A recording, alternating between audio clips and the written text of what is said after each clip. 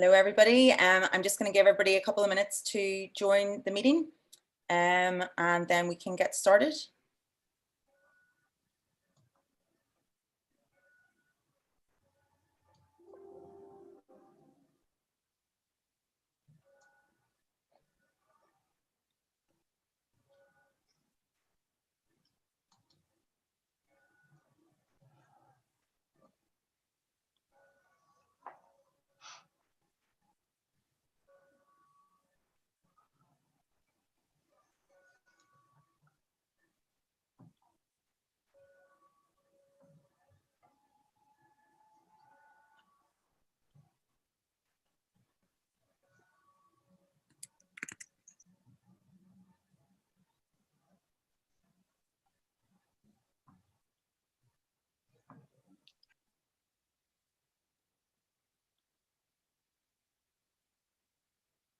Okay, everybody. I think we're going to make a start because we've got quite a lot to get through today.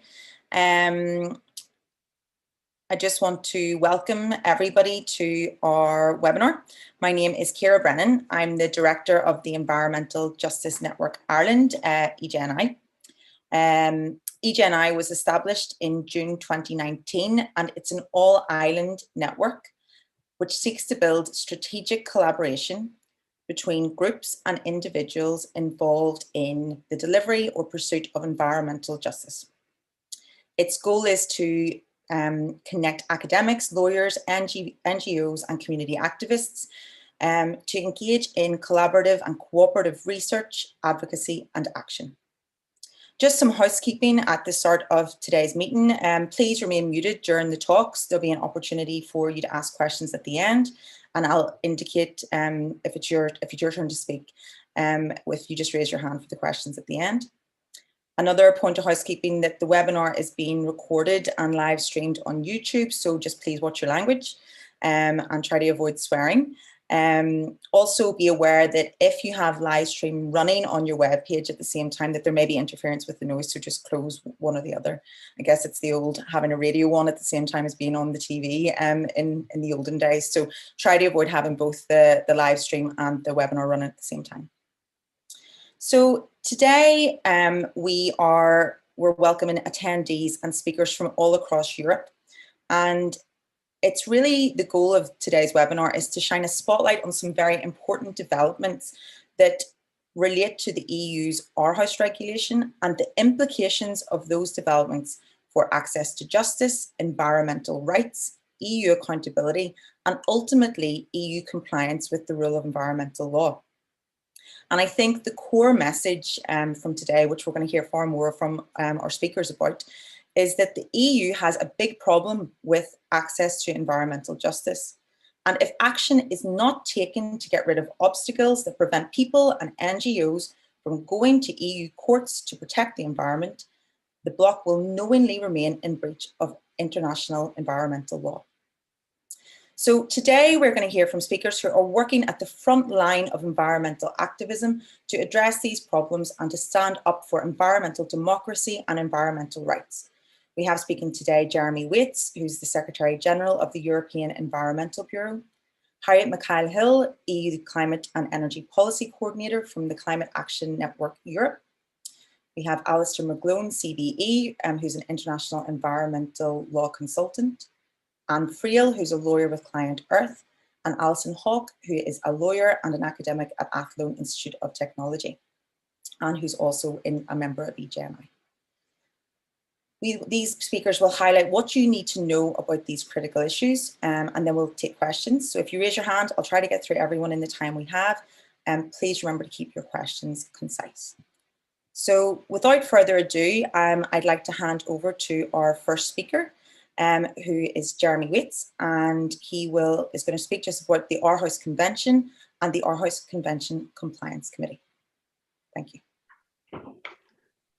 Thanks very much, Ciara, and good afternoon, good morning to everyone. It's great that you've put this event together, Ciara, you and your colleagues, and I'm really happy to be contributing to it. So I'm going to be kind of a sort of warm-up speaker to give some background about what the Aarhus Convention actually is, and then say a few words about its compliance mechanism. So the Aarhus Convention grew out of something called the Environment for Europe process, which was a process that brought the two halves of a formerly divided Europe together at the beginning of the 90s. And it was negotiated between 96 and 98 and adopted in the Danish city of Aarhus, which gave it its name. It's a fairly remarkable treaty in a number of ways. It sits at the interface between environmental treaties and human rights treaties, and it has elements of human rights. What one normally, I mean, with any treaty, of course, it's formally a treaty between between sovereign governments, sometimes regional economic integration organizations, and that's formally the case with the Aarhus Convention as well. But in a more informal sense, excuse me, the convention is something like an agreement between governments and civil society, and that's why in the negotiation of the convention, environmental organizations had a uniquely, and I would say unprecedented, level of access to the negotiations and were part of shaping the convention, though of course the text was finally agreed by governments. The convention it addresses procedural environmental rights. So it's looking at the rights of access to information, public participation, access to justice, these classic three pillars. Behind these procedural rights is the idea of a substantive right to a healthy environment for present and future generations. But the teeth of the convention are focused on those three procedural rights. In the case of access to information, both the right to request and obtain information held by public authorities, as well as the obligations on public authorities to actively disseminate and organize information, environmental information. In the case of participation, looking at participation in project level decisions, also in plans and programs, and to a more limited degree also legislation. And then the third pillar, access to justice, looking at access to justice in three contexts: access to justice in the context of information requests, having the possibility to challenge refusals of information requests; access to justice in the context of public participation, where the right to participation is denied, for example; and thirdly, access to justice with the possibility to challenge any violations of law relating to the environment. So those are the three pillars, and we could talk a lot more about those. But you have a number of general important principles which are perhaps also worth touching on. One is that this convention was not meant to establish a norm that parties couldn't go beyond. It's establishing a floor, but not a ceiling. You can't fall below that floor, but you're allowed to be more ambitious in establishing more stronger rights for the public in these three areas. It also identified the need for protecting the public against being penalized, persecuted, or harassed for exercising their rights. So there's a kind of anti-harassment principle, also a non-discrimination principle.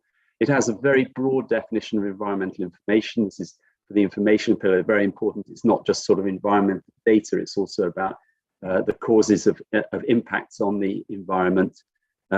Also a broad definition of public authorities. It's not just environment agencies or environment ministries. It's all sort of parts of government and all levels of government. Interestingly, also including a definition of public authorities that includes those of regional economic integration organizations, and that's where the EU comes in. And you'll hear more about that later.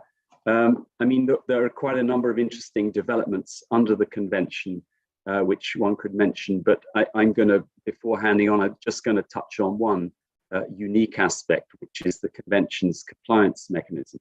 And this is, I mean, international environmental agreements quite often have some kind of a mechanism to follow up when a party isn't doing what it's supposed to be doing under the convention. What makes the Aarhus Convention one unique, at least at the time it was adopted, and still unique in its practice, is that it has a compliance mechanism at the heart of which is an independent committee, and a review of compliance can be triggered by any person. Anyone can complain to that committee. It's called a communication, which is a more polite word than complaint, but it effectively is a complaint. The committee, this independent committee, then looks into it. And this has proven to be a really powerful mechanism to really put non-compliance under the spotlight. It doesn't always result in an immediate solution, but at least it has in some cases led to a resolution. In other cases, at least it's kept the issue under the spotlight and kept the pressure on the government. So I'm going to stop at that, and I'm going to hand over to Harriet. Harriet, are you there? I'm here. Thanks a lot, Jeremy. I'm Harriet Mikhail. I work at Climate Action Network in Europe, and we're based in Brussels. So I'm going to run through, as rapidly as possible, the Aarhus regulation. So as Jeremy has just mentioned, the Aarhus regulation is also based on these very same three pillars. So it's access to information, public participation, and access to justice. We're going to focus here a little bit more on the access to justice pillar. So the EU is obviously party to the Aarhus Convention and then translated it into EU law, into the Aarhus regulation, and this was adopted back in 2006. So what should this regulation do? It should provide access to justice, access to environmental justice to individuals and NGOs. What does it do in practice is slightly different. So in practice, it put together what we call an internal review mechanism, which allows individuals and NGOs to ask the EU body that came out with the law or the act to ask it to review it. The EU body can then come forward and grant this review. In most cases, it does not. In most cases, it judges it as inadmissible. In that case, the claimant, so the individual or the NGO, can then take this refusal, let's say, to court. However, here another problem arises is that the court will only be able to give a judicial review on the refusal and not actually on the substance in itself. So that is another limitation. Most of these refusals are based on a matter of scope. They are refused because the act is judged to be not of individual scope. So what this means is that the EU is obviously in breach of international law, as found by the ACCC, and those problems highlighted by the ACCC, my colleagues will go into further on. In practice, what this means is that individuals and NGOs cannot challenge acts that damage human beings or affect negatively human beings and the planet. So I think Alistair will go into a little bit more detail on this. Thank you. Alistair, are you there? Yes, I am. Can you hear me? Hello, can you hear me? Yes. Okay, I'm going to have to ask for some audience participation. I've come up to the attic to flee from my family, all of whom are working from home. And while I'm here, I've discovered I've got a very weak internet connection. So if I start breaking up, can you all wave frantically at me and I'll sprint downstairs and go next to the router. Sorry about that. Perhaps one of the reasons I'm talking to you today is that I was the curator in case C32. The curator is a rather quaint name that the Aarhus Compliance Committee give for a committee member who leads on a particular case. So I was the lead Aarhus Compliance Committee member on case C32, which I suppose is the leading case in which the EU was found to be in breach of the Aarhus Convention. And indeed, there is a shortfall in access to justice in the EU. It's difficult, sometimes impossible, for the Union's public to challenge its institutions on environmental grounds. And this is because the EU has failed to implement its obligations arising under Aarhus, and it's failed to allow the public, citizens and NGOs to challenge EU institutions that breach environmental law. What's more, this failure has led to some pretty extraordinary developments at the international level. Whilst the Aarhus Compliance Committee found the EU to be in breach of its access to justice commitments, you would normally expect those findings to be endorsed under the convention.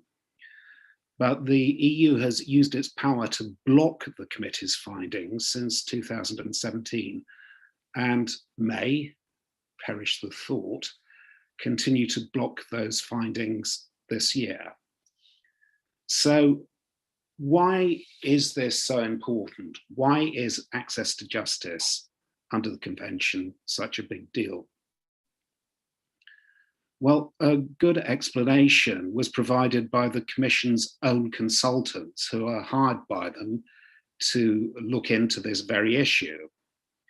And those consultants in a study that's come to be known as the Melia study said access to justice is a key component of environmental governance in the EU. And the consultants continued, court cases brought by environmental organisations tend to be based on solid reasons and consideration and are much more successful than an average case, which suggests that such lawsuits have a fundamental role in the enforcement of environmental law. I'd add that accountability is particularly important in the field of the environment, where typically it takes long-term action to solve environmental problems. So if you think of climate change, for example, humankind will need to work for decades to bring greenhouse gas concentrations to safe levels. And it's taken well over 30 years to begin to address ozone depletion properly. Now, long-term action is always in danger of being blown off course by wavering public interest, changing political fashions, populist challenges to science and economic crises. But access to justice can counterbalance all this. It can build up resistance to those short-term pressures by allowing citizens to take to the courts where necessary to defend environmental policies and law. In particular, access to justice brings the following benefits. Better enforcement of EU law. The public can bring extra resources to strengthen the enforcement of environmental law in the event of breaches. Second, there can be better application of the law. The public can use access to justice to strengthen effective application and putting into operation of EU laws relating to the environment. Third, there's likely to be better detection of breaches. Individuals and environmental NGOs can be crucial for identifying cases where administrative acts, decisions, or omissions may contravene EU environmental law. And finally, and perhaps more importantly, all this can lead to a reduction of non-compliance with the law.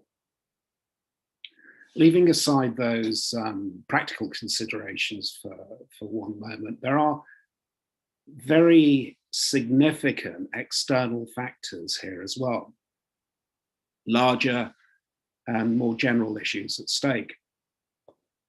The EU aspires to global leadership with respect to environmental issues, particularly, for example, on climate action. The EU champions accountability, transparency, and the rule of law, both within the Union itself and on the international stage. And the EU attaches importance to compliance with international law itself. All of this is undermined when the Union fails to comply with international obligations under the Aarhus Convention, which is an important and well-known multilateral environmental treaty. And when the Union fails to deliver on environmental democracy, in short, the failure to guarantee full access to justice in the EU undermines accountability, environmental law and policy, and puts the union's reputation at risk.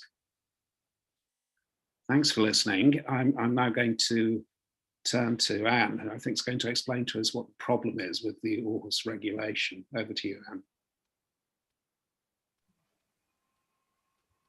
Hello. Yes, you can all hear me, I suppose. So thanks for inviting me here. I'm going to talk to you about the problems that are in the Commission's proposal to amend the Aarhus regulations. So Harriet spoke to you a bit about the problems with the current Aarhus regulation and how it doesn't allow us to have access to justice. And Alistair explained how the international scene and the compliance committee findings. And in response to that, in October, the Commission brought forward a new proposal, legislative proposal to amend the Aarhus regulation. And they proclaimed that this proposal, if adopted, would meet two objectives. That is, first, it would help the EU to deliver the EU Green Deal by holding the EU institutions to their environmental law obligations across all of the policy fields. And second, they said that the proposal would bring the EU into compliance with the Aarhus Convention before the next meeting of the parties to the Aarhus Convention that will take place in October. So I'm going to talk to you a bit about why this proposal doesn't actually meet either of these objectives. So the main problem with it is that the proposal actually carves out huge exceptions. So first of all, it carves out huge exceptions to the type of EU acts for which NGOs can request internal review. And second of all, it completely excludes individuals from this whole procedure. So it would only apply to NGOs, and it would still exclude individuals from being able to request review at all. So these are two big problems. And I'll just talk to you a little bit about the details. So first of all, the proposal says that we cannot request review of any EU acts that require national implementing measures. So this is problematic because most, if not, well, yeah, certainly most EU acts actually require to be implemented at the national level. And none of these acts would therefore be susceptible to internal review. So I'll just give you a little example of that. So if you take the EU's very controversial decisions that authorize, for example, glyphosate, the active substance in the most ubiquitous pesticide in the EU Roundup. That EU decision to authorize glyphosate doesn't actually really have any effect on its own. It needs to be implemented in the member states when they actually allow Roundup to be imported and sold on the market. So that's an example of a decision that we wouldn't be able to request review of if the current proposal goes through. And this is a really good decision as well to show why this proposal wouldn't necessarily help to deliver the Green Deal, because you see the real imbalance that exists at EU level between economic interests on the one hand and environmental interests on the other. Because if, for example, the Commission had refused to authorise glyphosate, its manufacturer, Monsanto, would have had the right to go directly to the EU courts and defend their economic interests and ask for a judicial review of that decision. Whereas in the converse situation where the EU does actually authorise harmful chemicals, EU citizens and NGOs don't actually have the right to go to court to defend their health and their environment. So that's hugely problematic, and it really has, this particular exception has the potential to hollow out the regulation of any effect. Second of all, we cannot request review of the Commission's state aid decisions, and this is really very significant as well, because we know that to deliver the Green Deal, to meet the EU's climate targets and biodiversity targets, we have to stop subsidising carbon intensive activities. And on the contrary, member states have to be allowed to subsidise sustainable activities without worrying that this is going to affect or harm the internal market. And then finally, the last big problem is, of course, that all individuals, no matter what their connection to an EU decision is or their expertise is in relation to it, they cannot request internal review. So that's a very, very significant carve out. And what's interesting about all this in terms of the EU's commitments under the Aarhus Convention is that the EU itself, when it published this proposal, it asked the Aarhus Convention Compliance Committee to give its advice on whether this would bring the EU into compliance with EU law. And on the 12th of February, the Compliance Committee said very clearly that these exceptions would leave the EU in non-compliance with the Aarhus Convention. And that means that when we go back to the meeting of the parties in October, we really, we're really at risk of having a very harmful situation that will harm the EU's reputation on the international scene, and it will actually cause damage also to the convention itself, which is such an important piece of international law, particularly for those countries in Eastern Europe and Central Asia, where NGOs and civil society really rely on this international convention to hold their governments to account. So with that, we're really now depending on the European Parliament and on the Council to do what it can to solve these problems that I've talked about. And I'm going to pass you on to Alison now to talk a bit about how that could happen. Thanks, Anne, and hopefully everyone can hear me loud and clear. So I suppose what needs to happen is the European Union needs to bring the Aarhus regulation into compliance with the Aarhus Convention and provide proper access to justice at EU level to review the decisions of EU institutions and bodies. So I suppose, you know, Harriet has told us what the Aarhus regulation is supposed to do. It's supposed to allow NGOs access to the EU courts to review the decisions of institutions and bodies. And Anne has explained why it doesn't do that, because restrictive phrases in it prevent that access. So restrictions on the categories of decisions, which in the current version of the Aarhus regulation exclude huge categories of decisions. The new proposals have taken out those restrictive phrases and replaced them with the new ones. So they've introduced phrases like the exclusion of acts which require implementing measures, or the phrase legally binding and external effects. And the Aarhus Convention Compliance Committee has been really clear that those restrictions are not compatible with the Aarhus Convention. Jeremy has pointed out that the Aarhus Convention is a floor, it's not a ceiling. We can't go below it. The EU should not go below it. And the arguments that have been made by the EU that they are somehow exempt from applying the full force of the Aarhus Convention based on a declaration they made when they joined simply don't bear out any legal analysis, and many commentators have spoken about that with more authority than me.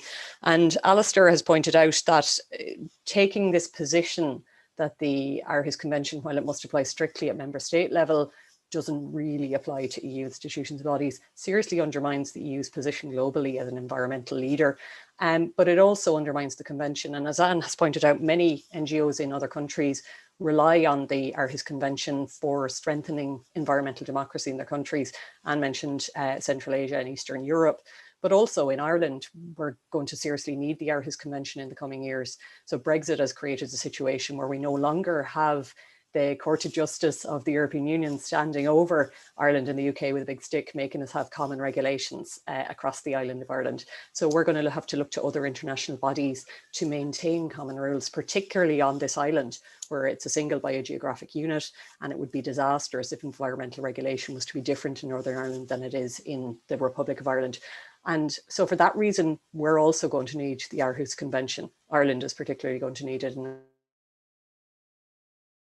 Northern Ireland is going to need it. That our representatives make sure that the EU acts in accordance with the Aarhus Convention and brings the Aarhus regulation into line with the advice of the Aarhus Convention Compliance Committee.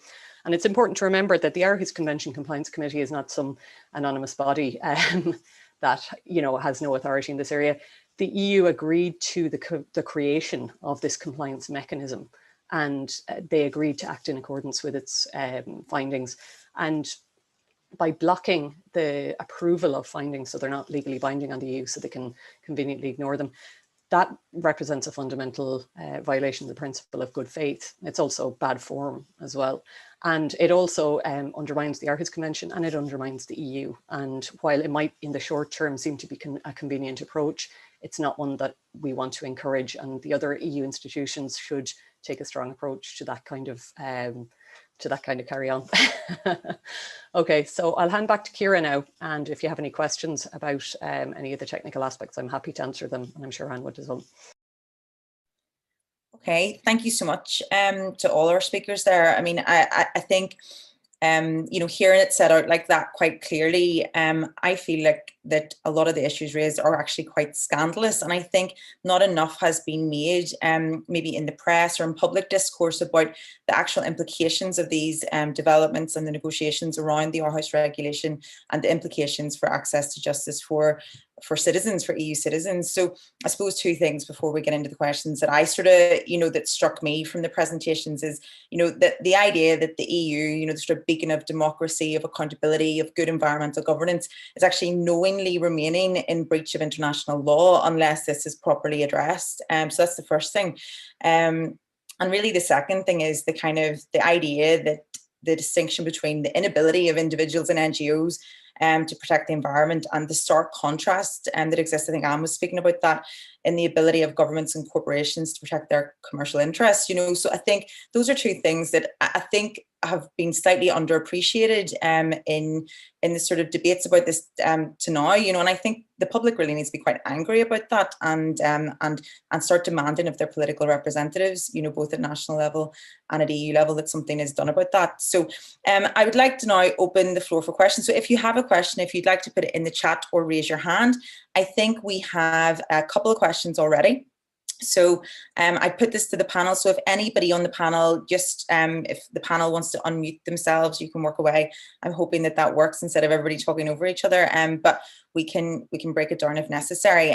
So the first question I have is something that's obviously very, you can tell by my accent, probably people from Ireland. It's very relevant to myself as an EU citizen, as an Irish citizen living in Belfast. What do these developments mean? It's from Brona McNeil at Queen's. What do these developments mean for access to environmental justice for citizens in the north of Ireland post-Brexit? Are we relying on MEPs from the Republic of Ireland to stand up for environmental rights?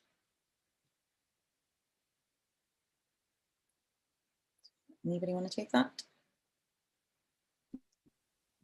Well, I could have a start. I could have a first shot at that.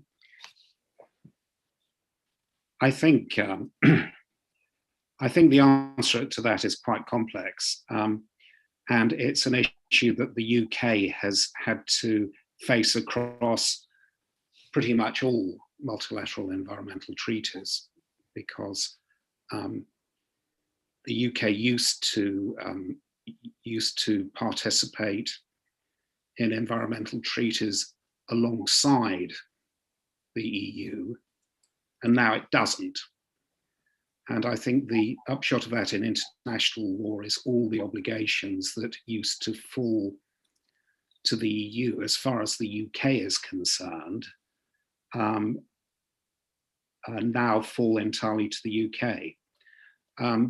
What does that mean in particular? Well, first of all, it means that the UK remains bound by the Aarhus Convention in its totality. But it also means that the UK no longer has any particular handle on the EU legislative process. So I think the short answer to the question is yes.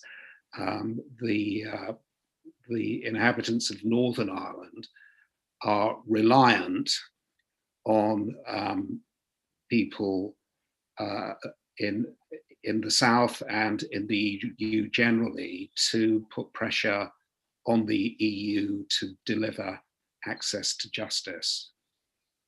I hope that begins to answer the question. Perhaps my friends would like to chip in as well. Yeah, I'm happy to talk to that as well. I suppose it's important to remember that the UK is party to the Aarhus Convention as well.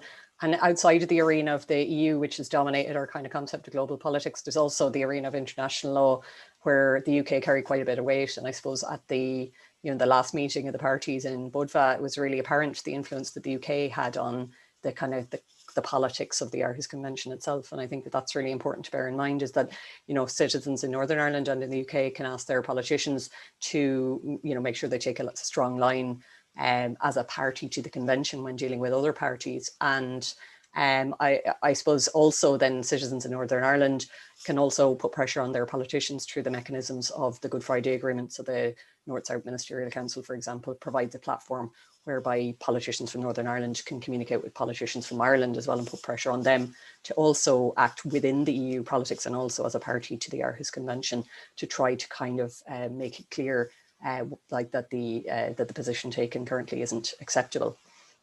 So I don't know if that sheds any light on. Okay, I have another question here from George. George, can I unmute you and you can ask the question yourself? I think Jeremy is happy to respond to it. Would you like to ask the question yourself? If I unmute you. Hello, can you hear me now? Yeah. Hello. Yes. Can you hear me now? Yes. I think one of the questions I put in on the chat there was the fact that does the Aarhus Agreement, has it any strength outside of the European Union? Will other countries internationally give recognition to it? Or are we dealing with something that's actually controlled by the European Union very much? That was one of the questions.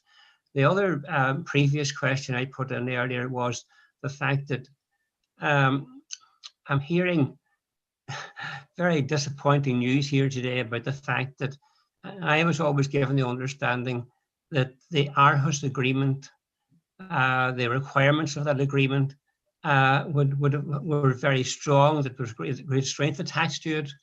But somehow I'm hearing now that because of the way the actual European Union is handling the thing, my references to the Aarhus Agreement to certain organisations, etc., in Northern Ireland who ignored me, maybe didn't develop all that much strength. Am I wrong in that? Okay, thank you, George. I think that's a very good question. Jeremy, I think you were going to respond to that. Yeah, well, thank you, Kira. Thank you, George, for the question. Actually, I'll respond to the first part of your question, and perhaps I should have covered this in my opening remarks, but there are 47 parties to the convention, 46 countries and the European Union. So yes, it's broader than the EU. All 28 EU member states are parties in their own right, and the EU per se as a party, although it doesn't get an extra vote for that. And the dynamics that creates are quite interesting, because you do have a significant number of parties outside the EU, and the UN system doesn't usually work through voting. It's all done through consensus. So the role of the other parties is really crucial. It has to be said that at the 6th meeting of the parties, when the EU tried to block the endorsement, well, and succeeded in blocking the endorsement of the finding of non-compliance by the committee, the finding that the EU itself was non-compliant. The EU in the side talk and in the negotiations on the margins actually threatened to push it to a vote, which created a scandal also inside the EU, because member states said there's no way that the Commission was meant to say that. And it did create a scandal. But the point I'm coming to is that the non-EU member states and their role will be crucial in the next months leading up to the MOP, because we need to be prepared for the possibility that the EU is not going to fully integrate the Compliance Committee's advice when it's revising the EU regulation, and that we're heading for a big showdown at the meeting of the parties in October. And there we really will need support from all member states. And it's a kind of interesting and not necessarily very savory prospect, but that actually we might really be relying on the EU, on the UK as well in that context to speak up. And it might stick in the throat a little bit for some of us who've watched the Brexit discussions and the way the EU has taken a kind of rule of law position, and the UK has a couple of times been accused of not respecting the rule of law. The boot could be on the other foot now, and I don't feel very comfortable saying that. But you know, I think we will. It'll be interesting to see how the role of the other parties shapes up outside the EU as we approach the meeting of the parties. in the not so unlikely scenario that the EU is not falling into line with the committee's advice. Okay, thank you very much, Jeremy. George, I hope that answered your question. I have another question now from Dr. Peter Dorn from Queen's University Belfast. Peter, would you like to unmute yourself and ask it yourself, or would you like me to ask it? You can do. Hello, panel. Lovely to see you. It's a slightly, it's not a core Aarhus question, but I think it's an issue that reflects the trend in the EU. Could the panelists comment on the significance of the ongoing court action challenging Ireland's agreement to CETA? There's a Green Party challenge in the High Court against Ireland's signing up for CETA. Anybody, any comments on that?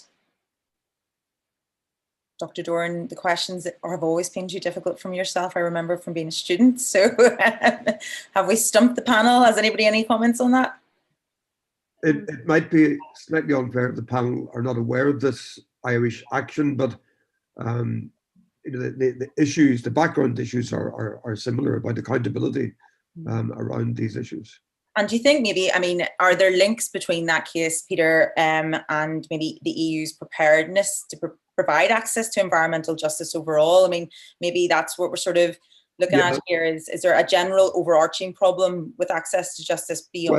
Well, yeah, I think the point was put very well by the panelist who compared access for corporations to challenge decisions on economic privileges accorded to private enterprise as compared to the access to justice for citizens and those wishing to protect and assert their democratic rights on behalf of environmental issues. I know Phil Kearney would probably know something about this as well. I can say something very quickly about it, not in the Irish context, but just generally about the big problem in CETA and in all of these kind of new age trade and investment agreements that the EU is signing with third countries, which includes ISDS clauses, you know, so they set up an alternative access to justice mechanism for investors, in fact. And yeah, I mean, it's an ironic situation when we're fighting so much just to have access to the mainstream courts, you know, to be able to defend environmental and public health interests, whereas and the EU is so reluctant to do so, and whereas they are, on the other hand, so extremely willing to facilitate access to justice for investors to sue themselves, to sue, you know, the institutions and the member states. So yeah, I can see the irony of these two issues certainly, and yeah, and the very problematic direction that the EU is heading in with all of these new age trade and investment treaties, which also have very, very weak environmental chapters as well. Thanks, Anne. Peter, I think you co-opted Phil Kearney there. Phil, do you have any comments that you want to make on this, or? No, I think I agree with the attractor saying that this is a constitutional question, and let's stick with the discussion on the Aarhus regulation and not drag green politics into this. Okay, thanks. It's always the risk, isn't it? Yeah. So I think our next question is from Vincent McAlinden. Vincent, would you like to ask the question to the panel? Are you there? I can ask it on behalf of Vincent. He's asking, I suppose this is another sort of, we're veering into the controversial territory at this stage. Who was the main driver for the EU amendment, industry or politic? I guess it's probably just the need to comply with the attempt to comply with the rulings. And have Irish MEPs shown a position? So anybody, anything to add on that? Well, I suppose Anne could probably talk about this better than me, but a number of Irish MEPs have taken a strong position on the amendment, pushing back against the Commission's proposals and the restrictions in them. So we've seen some quite, positive attempts by other members of the The Envy Committee is the committee in Parliament dealing with this at the moment, and there have been some quite positive proposals put forward by Irish politicians, including Mick Wallace has been leading the charge on kind of a group of progressive MEPs who are promoting a better approach to access to justice. So, and I'd be more kind of in the thick of it in terms of what's actually going on in the Parliament than I would. So I'll let you speak to that. But in terms of the drivers of this, I suppose the driver of the amendment was the Aarhus Convention ruling and the Compliance Committee ruling saying that the EU was in non-compliance and the drama of the last meeting of the parties. But what is the driver of the restrictive nature of the proposals is, I suppose, a murkier question. And I suppose it's common throughout Europe to see these kind of legislative proposals made. We've seen them in Ireland several times in terms of, national level access to justice. We've seen attacks on judicial review in Northern Ireland. And, you can see it in almost any country in Europe, attempts to restrict access to justice rights. And so I think it might be a bit of the flavour of our times as well. Okay, and do you have anything else to add to that, or? Just to say, I mean, the Commission is the institution with the most to lose in this whole process. They're the ones that pass the vast majority of the decisions that then will, should be subject to review or internal review. So that's probably why they have carved out so many restrictions, is probably just to save their own workload and to shield themselves a bit from this. But there was definitely quite a lot of industry lobbying as well, or input into the consultations, etc., pointing out the dangers of this. And I think, Alison, you covered it on the Irish MEPs who are, some of them have been very, very helpful in terms of trying to get rid of these restrictions. That's great. Thank you very much, Anne. Okay, so for the next question, I have one from Jane Clark from the RSPB NI. I'm asking it because Jane has some building work going on next door, which is very considerate of her to not inflict that upon us all. So Jane is asking, how significant is it for citizens in the North that despite the requirement established within the EU Withdrawal Act 2018, the UK government has not brought forward legislation to enshrine the Aarhus rights? Can we still look to the international agreement? Does this weaken the application of these rights and principles? And I guess this probably chimes with what George was sort of saying earlier on as well, is that, is the sort of stuff that's going on with the EU non-compliance, the fact that the UK isn't, bringing forward legislation to enshrine those Aarhus rights, is this somehow weakening the Aarhus Convention? What can we do, or what does the panel think about that sort of, is that a trend, or what can we do to address that? Well, I suppose it's important to remember that the existing EU legislation, like the EU has been really strong on Aarhus rights at national level, and they've been really strict with the member states in making them open up access to justice and dragging them kicking and screaming into compliance with the Aarhus Convention. So that's still there in the UK for now, and then the question, I suppose, with Brexit is what divergence will happen post-Brexit. So, well, I mean, I suppose one thing that I sort of probably would highlight there, Alison, I think, is that, if the EU has been really, really strong and forthright in making sure that member states comply with, the Aarhus Convention and, and enshrine those rights, is it a case of, do as I say, but not as I do for the EU? If it's, not holding itself to the same accountability standards, is that something that the panel, is that coming through in the current debates, or, and what do we do about that?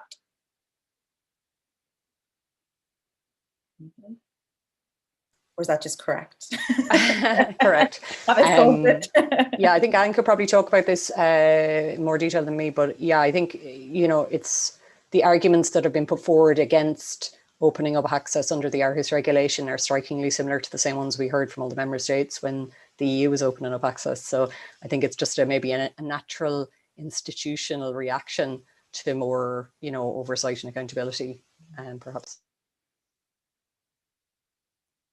Okay, that's great. Okay, I'm going to put this to the panel. This is another question from Orla Kelleher. Orla, would you like to ask the question yourself? You can unmute.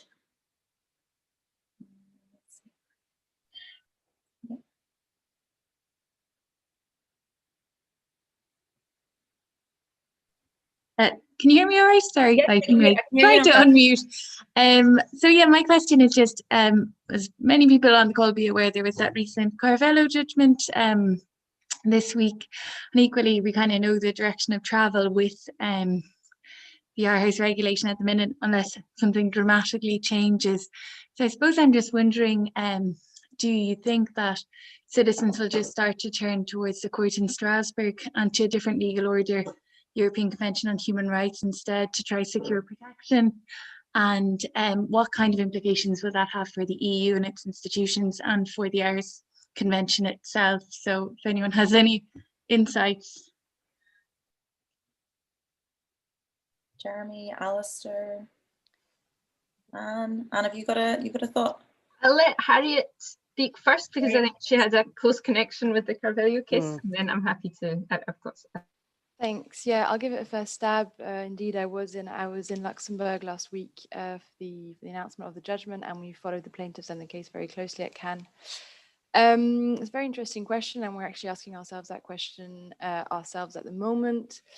Indeed, I mean, I think we've seen a flocking to the ECHR in the past 6 months. There are currently 3 cases in front of the ECHR, and 2 have been granted admissibility.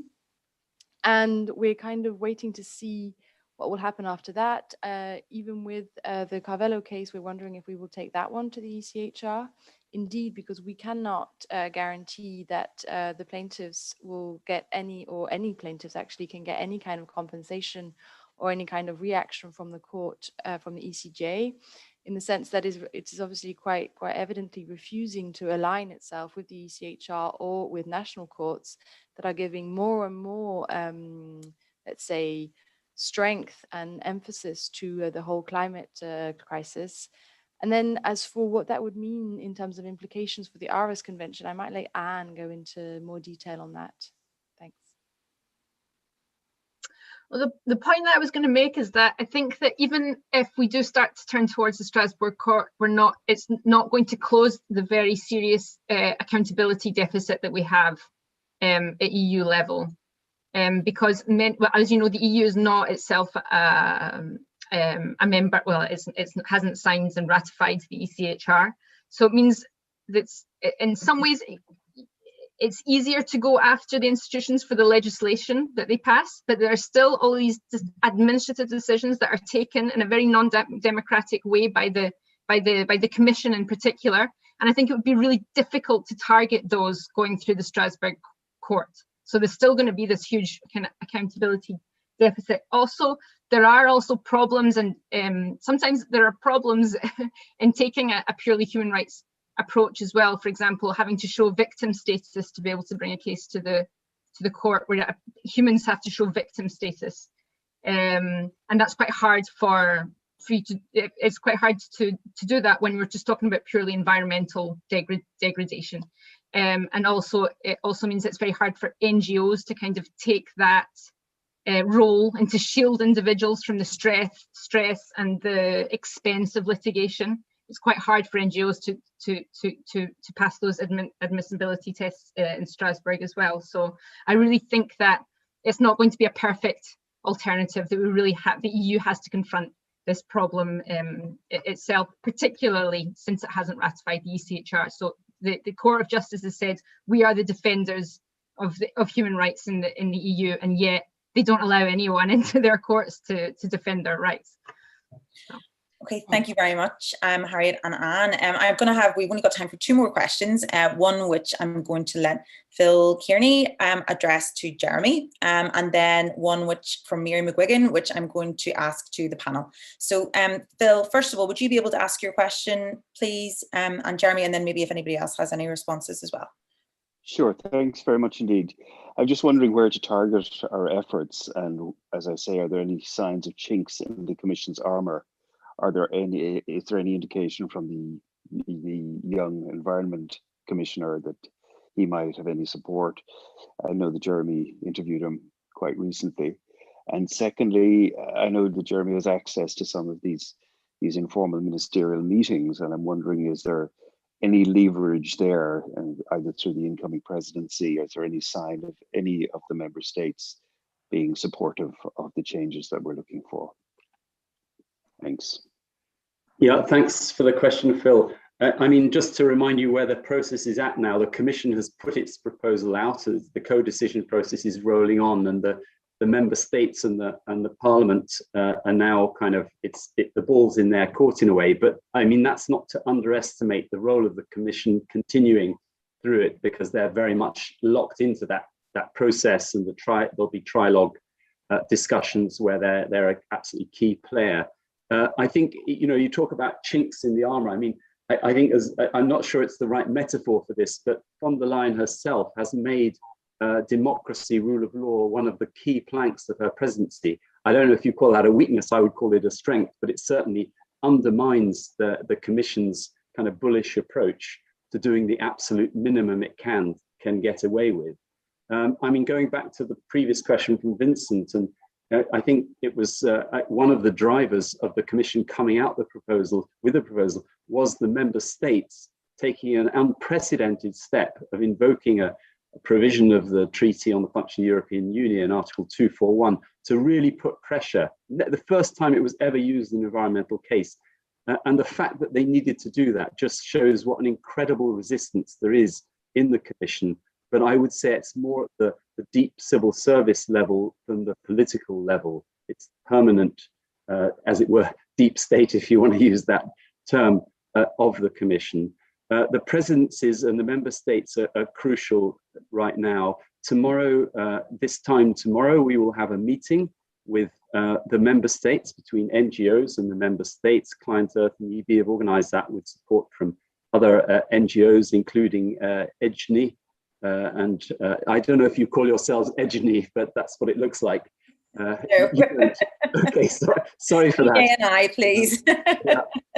But we will have a discussion, an hour and a half, directly, and we have something like 20 member states registered for that.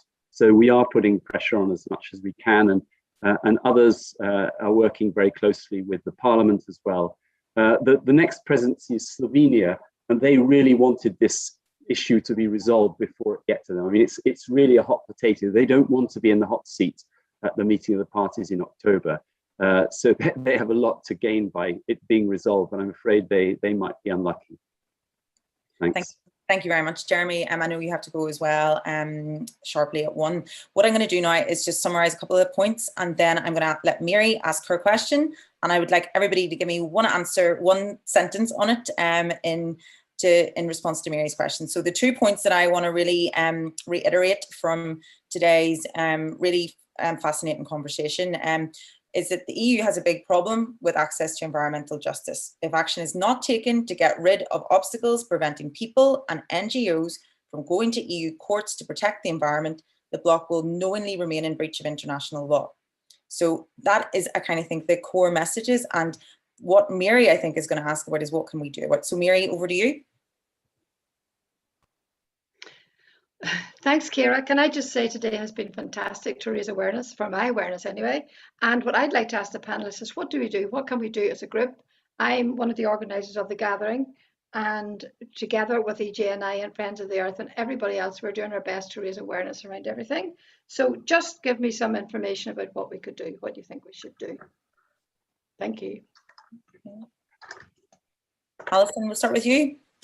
Okay, I suppose email your representatives. So there's template emails on the EJNI website that we've put together that outline the main issues really concisely. And I think sending those to your MEPs, to your environment ministers, particularly because the council is going to have a really important role in this, and also to your government reps generally. Okay, Jeremy? Yeah, I fully agree with what Alison said, but I think just look beyond this particular case, use the Aarhus Convention, get familiar with it and use it in your daily work, not just the next 6 months, but over the next years. Brilliant. Harriet? Yeah, I would say I would agree with Jeremy and with Alison. So reach out, tweet, sing, dance, whatever, but just make your voice heard. Well, as Mary knows, we've got a history of singing, dancing and poetry and EJNI activities as well. So we can certainly do that. Anne, have you anything to add? Just maybe looking beyond this and thinking about how Brexit has all shown us, I think, how important the EU is to us, but how far away we are from it. But there's going to be this conference on the future of Europe that's going to come into being. There's going to be, I think they're going to arrange citizens assemblies, etc., etc. So just keep this in mind. Write letters to your papers, try and raise awareness of this problem, so that this is going to be taken up in the future in the conference on the future of Europe. Okay, thank you, Anne. Alistair? Yes, I'd say it's very important not to go away, because the issue is not going to go away. It's going to continue for as long as the EU is in non-compliance. The EU isn't institutionally nimble enough to withdraw from the Aarhus Convention, in my book. And it's going to find itself in an increasingly uncomfortable position. So I think over the months, and God help us, over the years, there will still be an opportunity to contribute to a good outcome. I think the Commission is leading the charge against the convention. I think I would agree with Jeremy that a lot of the opposition from the Commission appears from the outside to be theological about the sanctity of EU law, and a desperation to see no disrespect showed to the CJEU. So keep on keeping on, lobby your MEPs, lobby your governments, because this issue is going to be with us perhaps for a very long time. Thank you very much. And thank you very much to all of our speakers and to everyone who's participated today and asked questions and helped organise it. I'd really like to thank as well to flag our really amazing team, Caitlin McElhennon and Patrick Maher, who have worked really all over the weekend and various evenings over the last couple of weeks to help pull together the activities today. So you can see some more information about all of these issues. We've produced fact sheets, a couple of explainer films starring the leading roles from today from the panel. Everybody's in the films as well. So there's some very accessible, readable documents and resources there. You'll also be able to see the recording of this event afterwards, and I'm hoping to transcribe some of the discussion as well. So thank you again, and to find out more, if you visit our Day of Action website on eGNI, or follow eGNI or any of the organisations involved today on Twitter or social media. So thanks again, and best wishes. See you all next time. Thank you, Ciara. Thanks, bye. Bye.